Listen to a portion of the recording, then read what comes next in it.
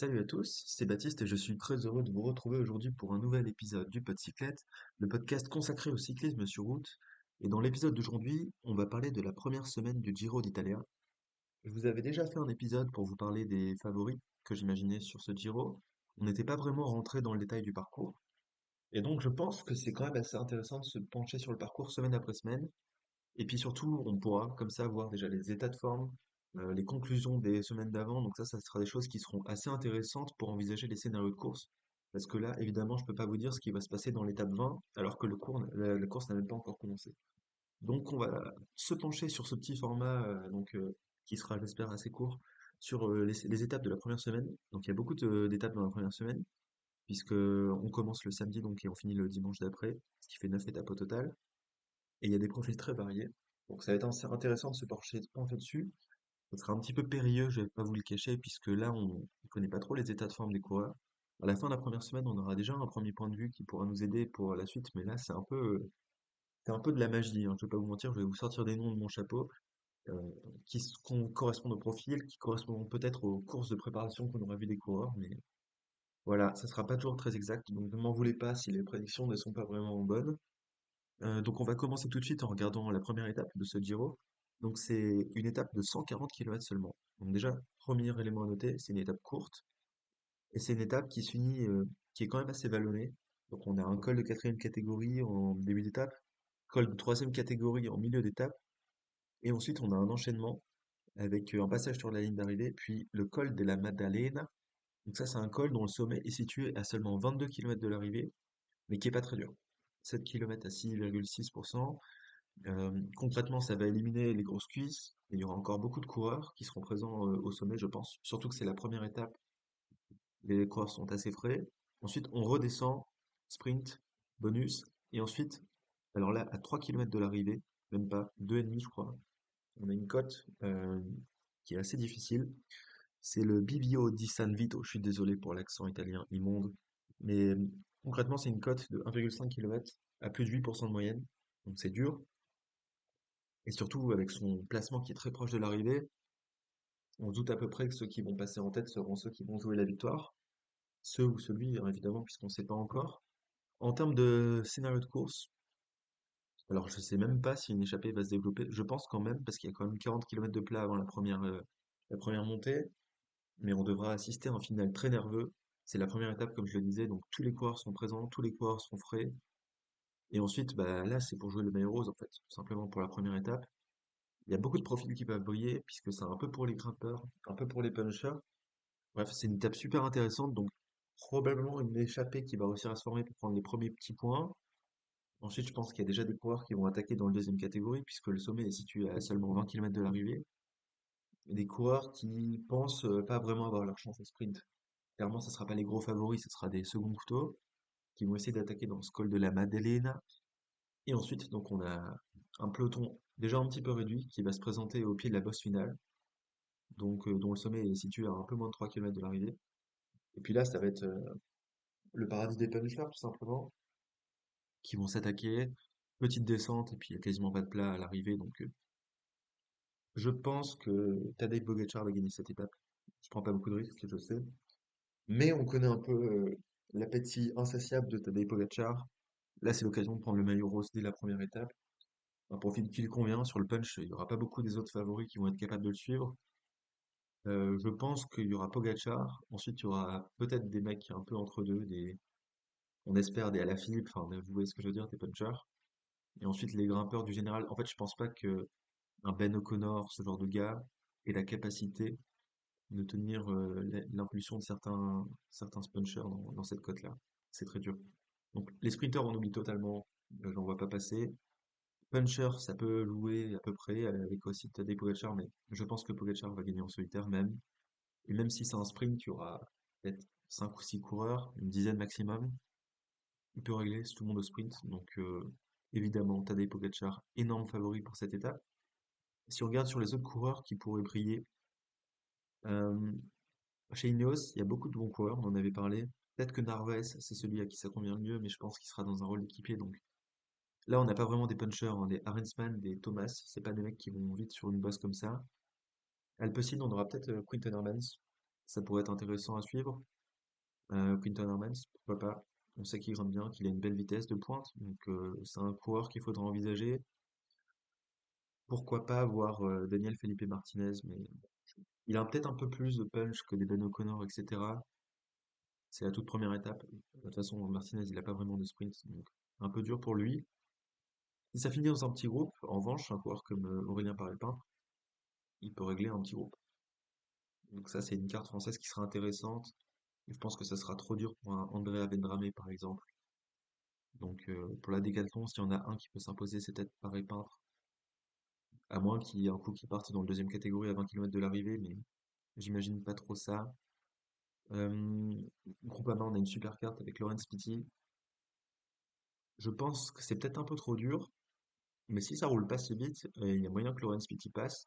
Et si Laurent Spiti passe, eh ben, ça sera difficile de le battre au sprint. Un peu dans la même veine, Biniam Girmay, je pense qu'il va sauter. J'ai peut-être plus confiance en Laurent Spiti que Biniam Girmay. En revanche, Jonathan Milan, à peu près dans les mêmes cordes que Laurent Spiti, hein, très clairement. Donc Milan, Spiti, outsider si ça roule pas trop vite. C'est clair. Évidemment, côté français, on aura aussi Julien Alaphilippe à suivre. C'est un parcours qui lui convient super bien sur le papier. Il y aura aussi Maurice Van Semnant. Maurice Van Semnant, il a fait une super campagne de classique ardennaise, pardon. Il est très en forme, donc ça m'étonnerait pas de le voir parmi les meilleurs punchers. Alaphilippe, Van Semnant, un petit duo là pour la Quick Step. Est-ce que Julien est capable de déposer Pogacar? Je ne le pense pas. Est-ce qu'il y a un scénario de course dans lequel Pogacar laisserait un peu les punchers partir pour laisser du mou et se dire c'est que le début? De toute façon, je prends le maillot rose demain à Europa. Pas certain. Donc Alaphilippe, vraiment, bonne chance française, mais ça me ferait tellement rêver en fait qu'Alaphilippe puisse jouer sa carte, mais je ne pense pas que ça soit le favori pour cette étape. Même si, évidemment, il est parmi les gros outsiders. Avec Maury Van Semmelmann. Romain Bardet, ça sera un peu trop dur pour lui, mais pourquoi pas, on sait qu'il a un sens tactique assez aiguisé. Et puis là vient la question de Christophe Laporte pour les Français. Est-ce que Christophe Laporte peut tenir sur cette bosse-là? Parce que lui, par contre, il aligne pas mal de gens aussi. C'est peut-être un profil assez proche quand même de Milan, Pitti. Donc, dans ce même genre, on a Christophe Laporte qui pourrait être là. Puis après, Pogacar, quoi. Donc, Pogacar, énorme favori pour cette première étape. J'en ai déjà beaucoup dit. On va passer à la seconde. Donc, la seconde étape, c'est déjà une étape de montagne, puisqu'on arrive en haut du sanctuaire d'Europa, donc avec un super temple. Je crois que c'est une basilique, si je dis pas de bêtises, qui est située en haut d'Europa. Donc déjà, restez devant de votre télé parce que déjà, il va y avoir du spectacle sur le plan sportif. Et je pense qu'on va avoir des très très belles images, surtout ici il fait beau. Donc concrètement, une moitié d'étape plate, puis on grimpe un petit peu, et on arrive avec la montée finale à Europa. C'est 12 km à 6% Europa. Donc pas très dur, suffisant pour Tadej Pogacar pour sortir, je pense quand même. Encore une fois, je suis désolé de dire ça, mais ce sera Pogacar le favori sur cette étape-ci, sans aucun doute. Donc favori de la première étape, favori de la deuxième étape, rassurez-vous, il sera pas favori de la troisième. Mais Europa, c'est dur, mais pas assez. Mais par contre, c'est passé très tôt dans la course. Seulement la deuxième étape. Est-ce que tous les grimpeurs seront présents pour répondre? Ça, c'est une chose qui est pas certaine. Donc, peut-être certaines défaillances à voir en début de Giro, comme ça, là, dès la deuxième étape, bam, une grosse étape de montagne. Enfin non, c'est pas une grosse étape de montagne, mais une montagne, une étape de moyenne montagne, on va dire, qui arrive si tôt dans un grand tour, c'est vraiment pas commun. Donc, on n'est vraiment pas à l'abri d'avoir des défaillances. Dans les coureurs qui sont à surveiller, là, ça sera les grimpeurs, tout simplement. Donc, Geraint Thomas et Arensman pour la Ineos. Oui, donc en termes de scénario, l'échappée, je ne crois pas non plus. Donc, ça sera pour un grimpeur. Thomas ou Arensman qui vont s'accrocher pour jouer une bonne place. Après, est-ce que je vois plutôt Arensman peut-être gagner au sprint, mais et encore, c'est un peu difficile parce que évidemment, il y a l'ogre Pogacar. En revanche, bah, du coup, Daniel Felipe Martinez, ce sera un premier indicateur sur sa forme, puisqu'on disait dans la preview des favoris qu'on n'était pas trop sûr de son état de forme. Grosse carte, Martinez, hein. Peut-être le deuxième favori derrière Pogacar. Il y a aussi donc Florian Vilipovic qui sera surveillé dans l'équipe. Sinon, Ben O'Connor qui devra s'accrocher. Pour gagner l'étape, ça sera difficile, mais je pense qu'un top 5 déjà pour bien se placer, ça sera cool. Dans les autres grimpeurs, on aura aussi Juan Pedro Lopez qu'il faudra surveiller, voir si son état de forme peut suivre ce qu'on a vu sur le Tour des Alpes. Après, pour les Alaphilippe, Van Semmelmann, ça sera trop dur, je pense, cette fois-ci. Même si c'est pas un col très dur, ça va rouler si vite, je pense que ils auront pas vraiment leur chance. Rubio, pourquoi pas. Romain Bardet, très clairement, gros candidat pour un top 5. Et puis, voilà, quoi. La suite, c'est les grimpeurs. Ken Brooks, peut-être, s'il est encore là, s'il est en bonne forme. Et puis, Tiberi et Caruso, évidemment, pour la Bahreïn, mais toujours l'énorme favori, Tadej Pogacar, et je pense que c'est déjà, peut-être déjà sa deuxième victoire d'étape, et c'est sûr qu'il sera en rose, en tout cas, ce soir-là. S'il n'est pas le premier soir, il sera en rose le deuxième soir. Troisième étape, une étape relativement plate, 165 km, avec seulement 830 mètres de dénivelé positif. Il y a quasiment pas de difficulté. Juste un col de quatrième catégorie situé sur la route, et puis des petites côtes, mais il faudra quand même faire attention, parce que à 3 km avant l'arrivée, il y a une bosse de 2 km à 4%. Et là, ça me fait peur pour un Fabio Jacobsen, par exemple. On sait qu'en ce moment, il est assez en difficulté quand ça monte. Pour des Olaf Koy, etc., j'ai aucun doute, ça va passer tranquillou bilou. En revanche, Jacobsen, il va faire beaucoup d'efforts, je pense, dans cette bosse-là, donc c'est déjà un sprinter qu'on peut mettre un peu out. Aucun doute sur le fait que ça va se jouer au sprint. Et donc là, les gros sprinters à surveiller. C'est cool parce qu'il y en a plein. On a vraiment un plateau de sprinters très complet sur ce Giro d'Italia. Il manque juste, en fait, Philipsen, Pedersen, concrètement. Van Aert, si on veut l'inclure dans les sprinters, mais donc Caden Groves pour la Alpecin à surveiller. Euh, il n'est pas très bon ces derniers temps. C'est-à-dire que ça fait longtemps qu'on l'a pas vu briller. Il a quand même gagné des étapes sur la Volta 2023. C'est un peu son petit jardin, la Volta. Il avait gagné une étape aussi, je crois, sur le Giro 2023. Donc en fait, je vous dis n'importe quoi en disant qu'il a pas fait une saison de fou. En fait, j'avais oublié, mais Caden Groves, coureur en forme l'an dernier. Cette année, on l'a pas encore vu, mais c'est son truc de briller sur les grands tours. Donc à surveiller. Et lui, je pense qu'il aura pas trop de problèmes à passer cette bosse-là, très clairement. Euh, Dans les autres sprinters, Danny Van Poppel, il passera, mais ça sera pas le plus rapide. Donc, compliqué pour lui de jouer la victoire quand même, je pense. Laurent Pitty, évidemment, grosse carte, parce que lui, la petite montée, ça va pas lui faire peur. Donc on en parle, Binyam Girmay, c'est pareil, Jonathan Milan. Tout ça, c'est des gars qui vont vite. Je pense que le plus rapide, c'est quand même Jonathan Milan. Jonathan Milan, vraie carte pour la victoire même, carrément, je dirais. Et puis Girmay et Pitty, peut-être plutôt pour un top 5.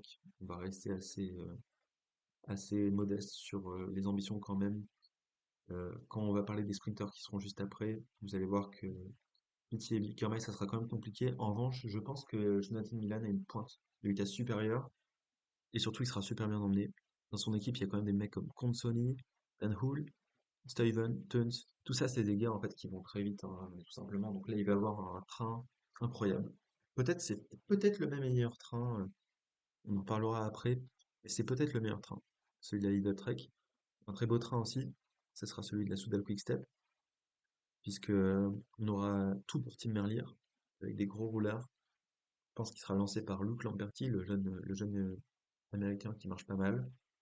Alaphilippe, Cerny, tout ça, c'est des mecs qui lancent très bien, on le sait. Peter Serry, il est expérimenté. Et donc Tim Merlier, je pense qu'il aura pas de problème non plus à passer cette petite bosse. Donc, bah, gros favori aussi, Tim Merlier. En fait, il y a à peu près 5 gros favoris. Dedans, on va les citer tout de suite. Donc, j'avais dit Milan, très clairement Tim Merlier, Olaf Koy, qui sera emmené par Tim Van Dyke, qui vient d'être ajouté à la start list d'ailleurs. J'ai pas vu qui remplaçait, mais Tim Van Dyke qui vient de s'ajouter à la start list du côté de la Visma. Je me demande si c'est pas Sam Omen qui remplace. Et donc il y aura Christophe Laporte, Eduardo Affini pour l'emmener, Tratnik, Gesink, Olaf Koy, très gros train, et lui la petite montée ça va pas lui faire peur aussi. Ensuite je pense que pour la DSM, non on reste sur les favoris pardon. Euh, donc très clairement Olaf Koy, Merlier, Jonathan Milan, peut-être les trois plus gros favoris pour cette étape-là. Groves un peu derrière aussi Fernando Gaviria pour la Movistar. On sait qu'il passe bien les bosses, mais bon, c'est pas le meilleur sprinter, tout simplement, on va le dire comme ça. Et puis aussi, donc du côté de la DSM, il faudra jeter un œil à ce qui va se passer. Euh, Romain Bardet, c'est un leader pour la montagne, et puis ensuite il y a Fabio Jakobsen et Tobias Lund Andresen. Jakobsen, je pense, qui sera peut-être mis en difficulté par cette montée. Donc peut-être plutôt pour Tobias Lund Andresen, qui est en forme, qui a vraiment une confiance de fou. Donc Andresen, ça peut courir pour un top 5. Et puis aussi, il y a l'énigme Caleb Ewan chez la Jayco. On ne sait pas dans quel état de forme il est. On sait que concrètement, c'est peut-être le sprinter le plus rapide du monde quand il est fort. Il a changé d'équipe parce que ça se passait plus du tout bien avec la Lotto l'an dernier. Il avait un comportement un peu limite. Et puis depuis ce début d'année, il fait pas grand-chose Caleb Ewan. Il a gagné une étape sur le Tour de Man quand même, à souligner. Il a gagné les championnats d'Australie aussi. Ah non, il a abandonné, pardon. C'est Luke Plapp. Il a gagné un critérium sur le Tour d'Australie juste avant là. Et donc, grosse énigme, Caleb Ewan. Je sais vraiment pas trop quoi en dire. Et puis, on peut rajouter aussi Phil Bowes dans le jeu.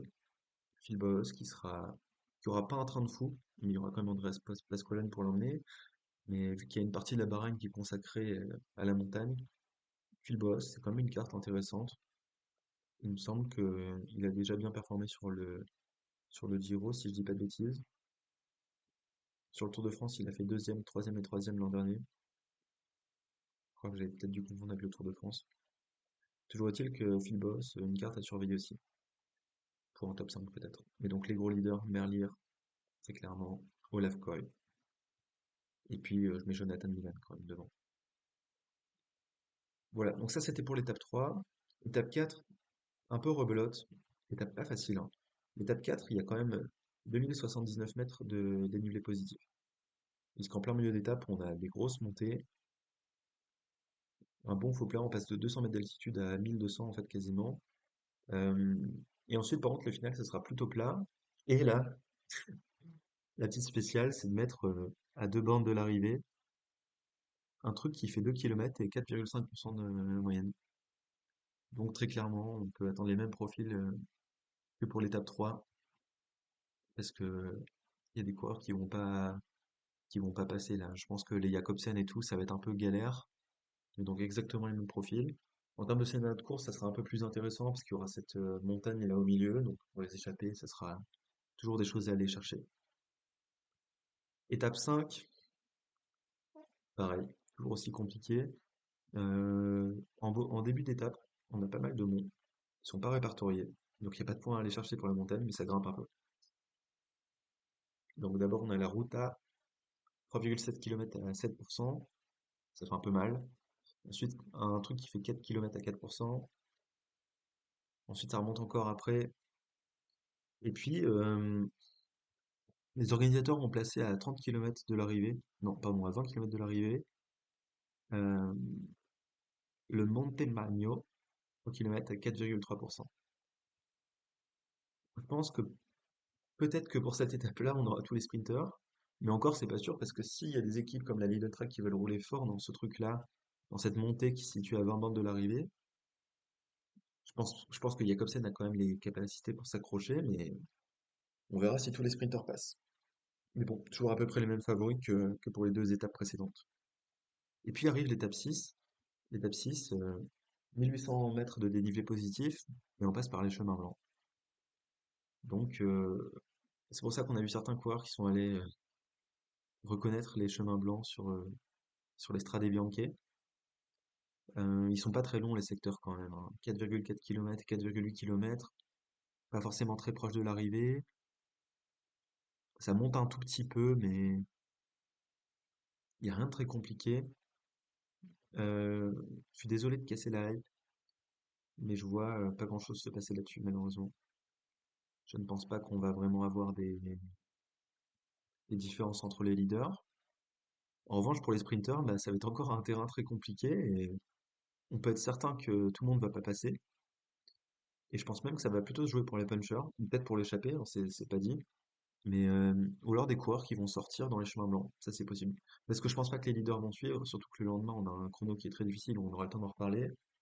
Donc les leaders au repos sur cette étape. En revanche, pour des mecs déjà un peu loin en général, des punchers qui se laissent distancer, des baroudeurs, il y a vraiment moyen qu'il se passe quelque chose.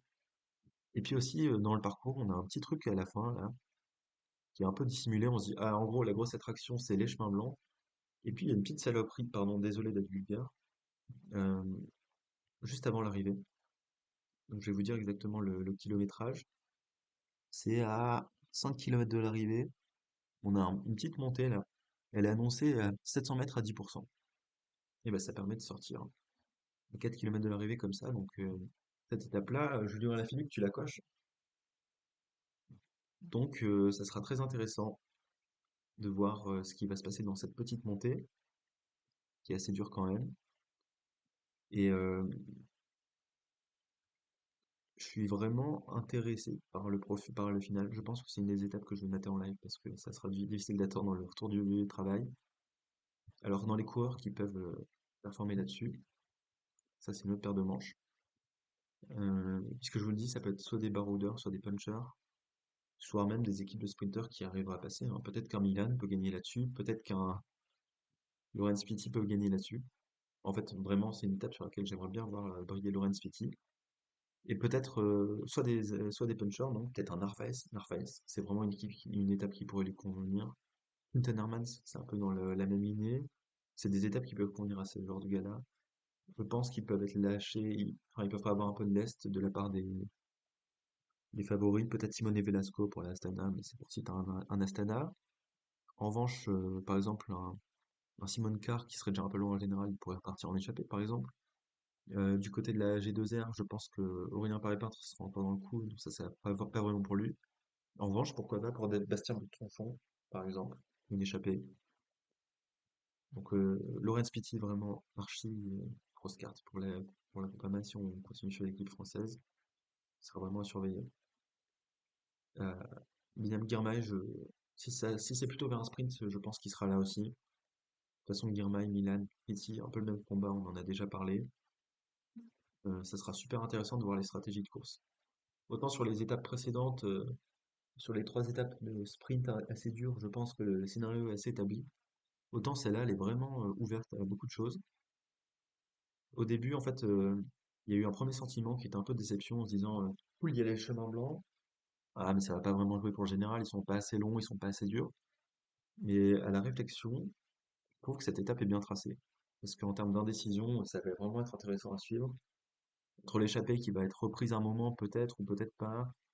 Quelles équipes vont rouler, quelles équipes vont attaquer? Est-ce que ça sera plutôt pour des punchers, plutôt pour des sprinters qui cassent les bosses et qui n'ont pas peur des chemins blancs? Euh, Vraiment, étape super intéressante, à ne pas vraiment louper non plus. Et donc là, c'est clairement un profil où Julien Alaphilippe peut performer. Lance Nantes, ça sera pareil. De toute façon, je pense que pour les profils où l'un pourra performer, l'autre sera là, sera aussi capable. Philippe Ozana, pourquoi pas. Christophe Laporte, évidemment, bien sûr que oui. Donc ça dépend si on joue la carte Olaf Koy, parce que je pense qu'Olaf Koy, il est capable d'aller assez loin dans cette étape-là. Mais Christophe Laporte, s'il vous plaît, on a vu qu'il fait un top 10 sur l'Strade Bianchi alors qu'il y a beaucoup plus de dénivelé positif. Là, c'est vraiment une étape qui lui convient. Donc Christophe Laporte, vraiment, ce sera peut-être mon petit pari pour cette étape-là. Parce que c'est sûr qu'il aura, lui, il pourra sortir parce qu'il sera pas bien placé au général à ce moment-là. Donc vraiment, j'ai très hâte de cette étape. Peut-être pourquoi pas même Matteo Trentin, hein. Franchement, Matteo Trentin, on sait qu'il a plus exactement ce genre de chez la UAE, mais sur le papier, c'est un profil qui lui convient très bien. Et puis après arrive la première étape vraiment très décisive pour le général. C'est le chrono de l'étape 7. 40 km, presque 41, avec 34 km de plat, puis ça monte. D'abord, ça monte avec un mur, donc 1,3 km à 10,7% de moyenne. Bon, c'est vraiment très dur.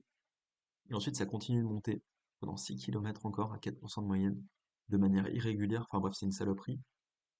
En fait, si on voyait une étape en ligne, on se dirait, c'est un peu dur, mais ça va. Sauf que là, il y aura vraiment une stratégie à choisir parce qu'on peut pas être derrière un équipier à faire de la patinette jusque au moment où ça monte. Donc là, il y a les coureurs qui vont dire, moi, ma strat, je me réserve vraiment pour la fin. Et les autres qui vont dire, il faut vraiment que j'envoie sur le plat, mais que j'arrive à tenir sur le final. Et donc, en termes de stratégie, ça sera très intéressant. Je pense pas qu'on ait de changement de vélo, mais c'est une éventualité aussi, qui sera à suivre, puisque quand même, ça monte très fort. Vraiment, super étape, super tracé. Ça sera pas vraiment un cadeau pour les purs rouleurs, parce que ça monte trop, je pense. Que ce soit une étape pour les purs rouleurs. Et puis surtout, il va y avoir des gros écarts en général, hein, tout simplement. Le premier gros écart, ça sera là. quand on voit des mecs comme Romain Bardet, Ben O'Connor, ça roule pas très bien, hein. On va pas se mentir. Donc là, des Pogačar, des Geraint Thomas, ils vont se faire très plaisir et ils peuvent prendre beaucoup de temps sur les autres. Qui est-ce qu'on voit comme favori pour cette étape-là? Si on regarde la Ineos, il y a Geraint Thomas qui va bien performer, il y a Tobias Foss qui va bien performer, il y a Filippo Ganna qui va bien performer, il y a Magnus Sheffield qui va bien performer. Il y aura très clairement 4 Ineos dans le top 10, probablement à l'arrivée. Le problème, c'est que je vois quand même Pogačar gagner cette étape facilement. C'est un profil qui lui convient à merveille, pardon. Sur le plat, il va pas perdre beaucoup par rapport aux très gros rouleurs. Et puis sur la partie finale, il va être monstrueux. Donc, Pogačar, favori, il va gagner. Je me mets un bras à couper qu'il gagne cette étape-là. Pour la Ineos, ça va jouer le top 10. Alors, qui vous voyez faire le meilleur résultat entre Geraint Thomas, Tobias Foss, Sheffield et Ganna? Ganna, on sait que Ganna et Foss, c'est les plus gros rouleurs, mais ça monte peut-être trop pour eux. Donc, pourquoi pas, en fait, finalement, Magnus Sheffield le mieux placé entre ces quatre mecs-là. Mais donc, ça sera très intéressant à surveiller. Daniel Felipe Martinez, c'est un gars qui roule bien, on le sait très bien. Donc, s'il est en très bonne forme, ça sera un gros concurrent pour le top 5. Je pense que dans les 5 premiers, on aura quand même, dans les 10 premiers peut-être, on aura quand même des profils très hybrides, quoi. On n'aura pas des très gros rouleurs et on risque d'avoir plusieurs mecs du général. Puis là, c'est là que le bas va blesser un peu pour les Ben O'Connor, par exemple, pour Juan Pedro Lopez, pour le citer aussi, Romain Bardet. Tout ça, ça va vraiment galérer sur cette étape, hein, malheureusement. Au contraire, des mecs comme Tiberi qui roulent pas trop mal, eux, ils vont pouvoir prendre du temps. Ensuite, si on regarde les autres équipes, dans les gros rouleurs, bah, il y a la UAE, tout simplement. Je pense que le top 10, il y aura UAE, et puis UAE et Ineos, quoi. Pogacar pour la première place, et puis après, il y a plein de gars autour qui peuvent faire des bonnes places. Mikkel Bjerg, évidemment, en top 3, je pense. Puis Gross Schartner, on a vu qu'il a fait un beau chrono sur le Tour de Romandie, donc c'est aussi un profil qui peut bien lui convenir. Ça sera intéressant de voir ce qu'il va faire. Yann Tratnik, pourquoi pas. Après, le problème, c'est que là, il y a beaucoup de coureurs, on ne sait pas s'ils vont le faire à fond. Yann Tratnik, par exemple, ça pourrait être un profil qui lui convient sur le papier. Eduardo Dauphiné, pareil. Peut-être même, en fait, Christophe Laporte, hein, on sait qu'il roule très bien. Ça monte un peu, ça va pas trop le déranger. C'est aussi des gens qui peuvent faire un beau résultat au général. À la Philippe, même, en fait, carrément. Donc, quand on est dans cette réflexion-là, à la Philippe, c'est aussi un chrono qui peut lui convenir, très clairement. Donc voilà pour cette étape-là. Donc, allez, je prends les paris. Sur les 10 premiers, il y aura 7 Ineos et, non, 7 c'est peut-être un peu beaucoup. On va dire 6. Ça m'étonnerait vraiment pas. Et en fait, le truc, c'est que dès le lendemain, on a une grosse étape de montagne. Donc, va falloir se donner à fond sur le chrono pour les favoris. Il va falloir se donner à fond sur l'étape de montagne du lendemain. L'étape de montagne, donc c'est entre Spoleto et Prati di Tivo, 153 km et presque 4000 mètres de dénivelé positif. Première arrivée très très dure au sommet, parce qu'il y aura Europa avant, mais là c'est vraiment d'un autre acabit, puisque la montée finale c'est presque 15 km à 7% de moyenne. Donc là, encore des gros écarts en général, très clairement. En plus, les coureurs je pense qu'ils seront quand même assez frais sur cette étape-là, sur l'étape 8, puisque sur l'étape précédente, c'est le chrono. On sait que le chrono sera vraiment très difficile à gérer sur le moment. C'est-à-dire que ça sera vraiment un exercice très tactique, je pense, parce qu'il faudra vraiment savoir gérer son effort pour pas exploser dans le mur, etc. Mais le lendemain, je pense que les coureurs seront quand même relativement frais, parce que ça reste tout de même, même si ce sera 40 bornes à fond très dur, ça sera moins que, en termes de kilométrage, ça sera moins qu'une étape en ligne. Et puis cette étape-là, tout simplement. Alors déjà, on commence tout de suite en montée, hein. Comme ça, Fabio Jakobsen et Caleb Ewan sont lâchés à kilomètre zéro. Et puis les échappées peuvent partir très vite, en fait. Et là, ce sera des bons grimpeurs. Donc, d'abord, une première côte pas très dure, qui est même pas répertoriée, mais ça monte quand même. Ensuite, un deuxième catégorie qui fait 16 km, je crois, 5% de moyenne, irrégulier. L'échappée va très clairement se dessiner à cet endroit-là. Et puis ensuite, ça sera mal plat tout du long. Pas des grosses montées, mais pas un seul mètre de plat. Puis on montera, on descendra, etc. Des petits toboggans jusqu'à arriver au pied de l'ascension finale. Donc Les échappées, ça sera vraiment intéressant à suivre. Est-ce qu'on aura... En fait, je me dis qu'il y a peut-être une étape pour un moment où UAE va lâcher le maillot rose. Oui, donc je suis désolé, je pars dans l'idée que UAE va gagner le Tour d'Italie évidemment. Là, ça pourrait être l'occasion pour UAE de laisser un peu filer, pour se dire on contrôle pas trop, ou alors peut-être dans l'étape du lendemain qui est très longue. Mais en tout cas, ça va se jouer entre peut-être les échappées, mais peut-être aussi les favoris. Donc là, on va parler des favoris parce que pour les échappées, je peux pas encore vous dire quels seront les coureurs avec du retard au général dans les grimpeurs. Mais donc Pratiditivo, très dur. 14,7 km, 7% de moyenne. Une victoire de Pogacar, encore une fois, si c'est pour les favoris. Mais là, c'est une vraie étape de montagne où les coureurs comme Romain Bardet, comme Ben O'Connor, comme Juan Pedro Lopez vont pouvoir s'exprimer. Et peut-être reprendre un peu de temps sur des mecs, des profils plus rouleurs. Donc, mon bet, ce serait plutôt... enfin, de toute façon, déjà, il faut rester devant la télé toute la journée quasiment, parce que je pense que ça va être très intéressant à suivre. Ben O'Connor, vraiment, ce sera le moment pour lui de reprendre du temps, en fait, parce qu'ils auront peut-être déjà 3 minutes de retard, les Ben O'Connor, les Romain Bardet, après le chrono. Donc là, il va falloir un moment attaquer, quoi. Et puis, vu que le lendemain, c'est une étape qui devrait pas se jouer entre les favoris, on peut tout donner. Et après, il y a le repos. Donc moi, je pense que là, c'est l'occasion pour Romain Bardet d'attaquer, pour Ben O'Connor, je disais, pour Juan Pedro Lopez, peut-être pour les mecs de la Bahreïn aussi. Ils seront deux à ce moment-là, on ne sait pas comment ils seront placés au général. Antonio Tiberi, Damiano Caruso, même pour, j'en parle parce que c'est ma petite pépite hein, du moment, Giulio Palizzari, ça se trouve, il va flopper, mais qui a fait un super tour des Alpes, qui était très fort en montagne. Ça peut être son occasion pour lui de briller. Et vu qu'il y aura déjà des écarts assez importants en général, bah, peut-être qu'on laissera filer des gens. Il y a Kanato Brooks aussi, dont on n'a pas trop parlé pardon, sur le chrono, mais qui marche bien en chrono, qui devrait être très bien placé au général à ce moment-là aussi, donc, et qui sera intéressant à suivre en montagne. Voilà, une étape super intéressante. Daniel Felipe Martinez, évidemment, j'en ai déjà parlé. Enfin, de toute façon, c'est toujours la même chose. Ça sera les bons grimpeurs là qu'on a déjà cité plusieurs fois. Mais étape intéressante. Et puis la dernière étape de la première semaine du dimanche, donc l'étape déjà 9. C'est 206 km qui arrive à Naples. On commence en faux plat descendant un peu du long. Et donc là, ça va clairement être une échappée au long cours. Est-ce que les sprinteurs vont rouler? C'est ça la question. Ils seront bien fatigués de l'étape de montagne de la veille. Et puis 206 km, c'est assez long. Et c'est assez dur parce que sur la fin, quand on arrive à Naples, on a pas mal de petites montées. Des trucs qui sont même pas forcément répertoriés, hein, tout simplement, mais des montées 4 km d'abord à 3%, ensuite 1 km à 7%, ensuite 2 km à 5%, et puis la finale 3 km à 4,4%. Donc là, c'est vraiment une étape très dure. Et surtout, la dernière montée est située à seulement 7 km de l'arrivée. J'ai un peu du mal à voir des sprinters gagner, pour être honnête. Et je pense même que les équipes de sprinters ont un intérêt à lancer des mecs comme Milan, comme évidemment Girmay et puis Laurent Spitz à l'avant, pourquoi pas. Et après, du côté de la Lidl, on peut tellement décider du scénario de la course, mais à ce moment-là, on peut aussi envoyer en échappée des mecs comme Jesper Stuyven, par exemple. Simone Consoni, c'est des gens qui sont très forts sur ces profils-là. Donc, ça sera, en fait, l'étape de la veille, ça sera la grosse étape de favori, mais on va peut-être se faire un peu chier au milieu.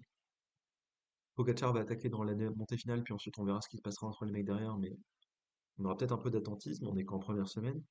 En revanche, là, je pense que le scénario final va être super intéressant. À ne louper sous aucun prétexte les 50 dernières bornes, je pense. Parce que ça sera pas des coureurs du général qui vont s'exprimer, mais là, il y aura de la grosse bagarre de classique un peu.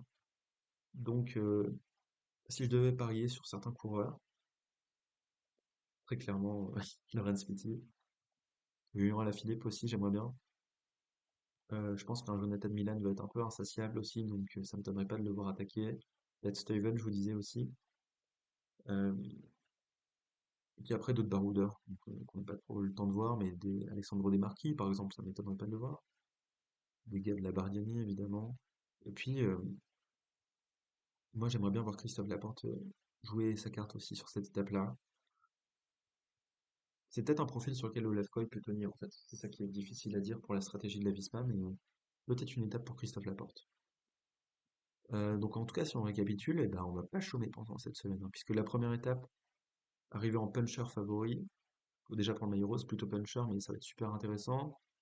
Deuxième étape, déjà une arrivée au sommet, déjà Pogacar en rose, déjà des défaillances, je pense. Troisième étape, et pareil pour la 3, 4, 5, des sprints, mais où ça va être musclé pendant l'étape. Donc pas certain que tous les sprinters soient là à l'arrivée, mais je pense qu'à chaque fois, c'est des équipes de sprinters qui vont prendre la course en main et ça finira au sprint pour les meilleurs sprinters qui passent les bosses.